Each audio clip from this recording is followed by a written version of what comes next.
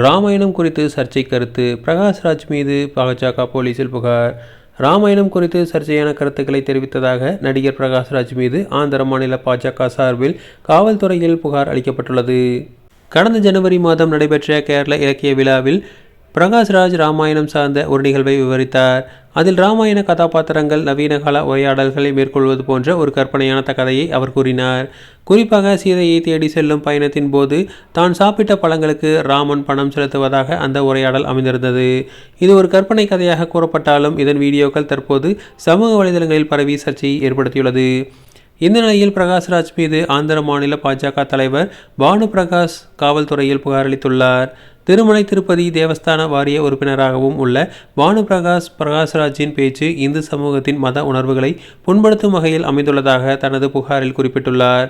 பிரகாஷ்ராஜ் திட்டமிட்டு மத கருத்துக்களை திரித்து கூறி சர்ச்சையை கிளப்ப முயற்சிப்பதாக குற்றம் சாட்டியுள்ளார்.